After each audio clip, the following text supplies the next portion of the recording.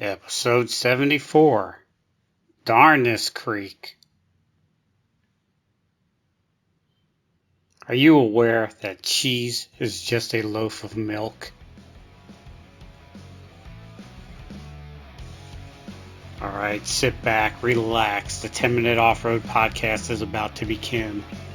Begin. That's a funny word to say. What I meant to say was begin. Why 10 minutes? Well, I just killed that joke, and no sense carrying this train wreck on. So let's just get into the podcast. Hello and welcome to the 10-minute off-road podcast. I'm your host, Nikki G. I'm here to inform and delight your ear holes for the next 10 minutes or so. Why 10 minutes? Hey, I got a second chance at this joke. 10 minutes is about how long until my Uber ride. I messed it up again. Alright, well, we'll just keep rolling. I know you're listening to the 10-minute off-road podcast now, and you can continue to enjoy listening to it on whatever the hell you're listening to it on. You could also enjoy the podcast on Anchor, which is our fine host, Apple Podcasts, Google Play, Overcast, Breaker, Castbox, Pocket Cast, Radio Public, and Stitcher. Yeah, I've never heard of any of those things either. But you can't listen to it on iHeartRadio, Pandora, or even on Amazon Music. Those bastards just don't recognize me as a viable podcast yet. Got something to say? You can contact the 10-Minute Off-Road Podcast at 10minuteoffroad@gmail.com. That's 10minuteoffroad@gmail.com. Or you just leave a comment on our YouTube videos. Are you hip on the social media thing?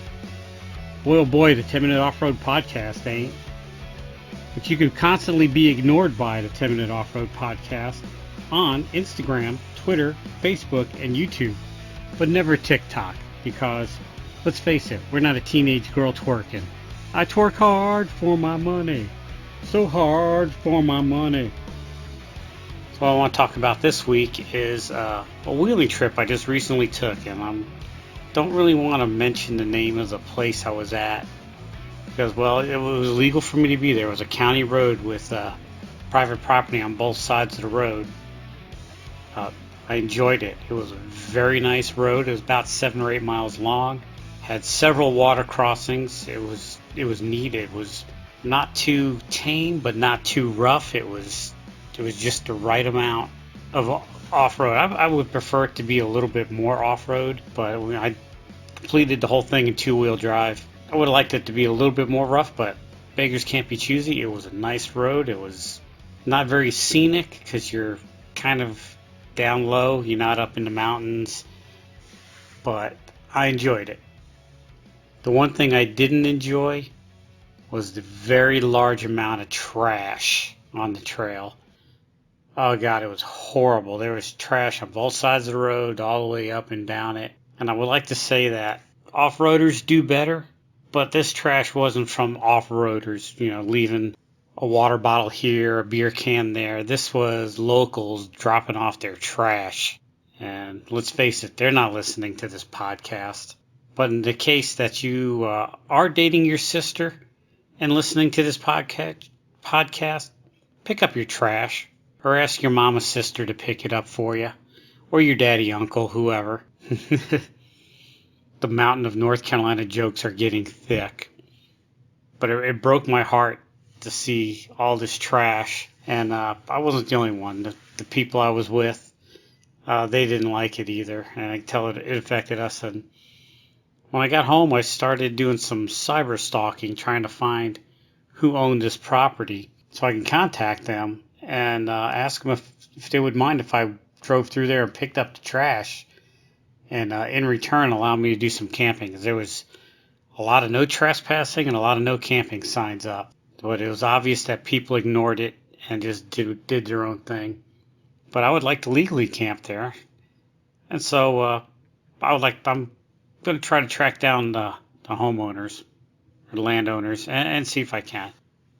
Those of you who know me, message me, get a hold of me, and I'll tell you where it is. But I don't want to lay it out for the public to go up there and trash it. Most people can't differentiate between responsible four-wheel drivers, off-roaders, and the yahoos that just tear shit up. And I'm talking about them side-by-side people. Boy, side-by-sides are the gnats of the off-roading world. Okay, but enough of me complaining about that. We went up there, drove this road, came down off this road, went to our second destination, which is going to be the Thurman Chapman Game Lands, and we were going to camp there for the night. And we found an awesome campsite that's not on not on the Game Lands. Boy, I don't know why I'm drawing a blank on that. Me no talk good today. So I found an awesome campsite across the street from the Game Lands. Spent the night, had a very good night, even though it was a little chilly, but not too bad. A little wet, but not too wet. And we were right on where two creeks come together and formed a big creek, almost a river. And it was a very enjoyable campsite. Probably, I wouldn't say one of the best campsites, but it's up there with. It was a good campsite. Had a good time, good people, good food, no problems. I slept like a baby through the night. I'm telling you, and if you do any winter camping and you don't have a Chinese diesel heater, you need to pick one up, because other than my 3 a.m. urination, I slept through the night like a baby. I slept as good as I sleep at home. And usually when I'm camping, I'm up several times through the night. Every little sound wakes me up, but not this time. I can get my tent to a nice cozy 60 degrees, and boom, I'm out. It was amazing. I don't think I'm going to camp without one ever again, except in the summertime when you don't need it. Then I might look into Chinese air conditioning, if there is such a thing. But moving on, campsite was excellent. Next day we went to explore Thurman Chapman Game Lands, and from what we could read from the very vague description, the game lands were open, but we encountered a lot of closed gates. And the campsite at the game land was just it was just a field, and it was brought to my attention by some friends that they probably want you to camp all in the same place, so hunters know where you are. So if you're out in the middle of nowhere, and a hunter might shoot at a turkey or game or something, it might hit your campsite. If you're all camping in the same place, then there's no problem. But while we were there, the field's big enough to hold a lot. I wouldn't say it was as big as a soccer field, but it was a good field. It could hold a large amount of people, several groups of campers. But the campsites across the street from the place, who would want to camp there when you have such an awesome campsite close by? The Game Lands, it was a very scenic, pretty drive. I enjoyed driving up it. It's a lot of steep climbs. It was scenic. I enjoyed it. It just sucks that there was so many closed gates. And reading the Forest Service notes and stuff, and I know the Game Lands are state-owned property. The gates are closed from September, or they're open from September to March, and then they open again for turkey season, which we were there February 26-ish, or 25, 25. We were there in February. The gates should have been open, but they weren't. Don't know why. Closing it off to the public, maybe they're getting tired of yahoos driving through there. I will tell you, the Game Lands were clean. I didn't see a lot of trash everywhere, and a lot of deadfall. If you need firewood, go to the Game Lands. The campsite where we had, must have been a very popular campsite, because there was no deadfall anywhere. If we didn't bring our own firewood, we would have had some problems.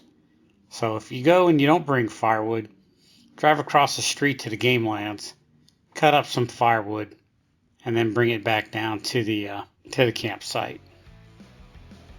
All right, so that's all I got to say. I'm going to recap the road where I was on. I'm not going to say, but message me and get a hold of me somehow, and I'll tell you where it's at, because it was a nice road. Lots of water crossings, not deep, not bad water crossings, but fun water crossings. Worth a go. Bring a bag with you. Expect to bring trash back if trash really bothers you. It really bothers me, and normally I pick up trash, and the guys I'm with always pick up trash, but this time it was just, I don't know. it really kind of disappointed me and really bummed me out. Is a good way of saying it. That was good. Thurman Chapman Game Lands. Go there, but don't expect it. You could do it on your way to someplace else, because there's really not much to see there. Even if the gates were open, I think you can just drive all through it in a couple hours. Not really too much to see, but like I said, all these Forest Service roads and back roads, they're like Pokemon. You got to see them all. It might be an average sight for me. Might be a fantastic view for you. There was some good scenery going up the mountain in Thurman Chapman, but you know, to each their own. Go up there, see for yourself. I just wouldn't plan a weekend around it. Stop there on the way to Stone Mountain is right around the corner from it, from Thurman Chapman Game Lands. So if you're on your way up to there, stop at the Game Lands and take a peek.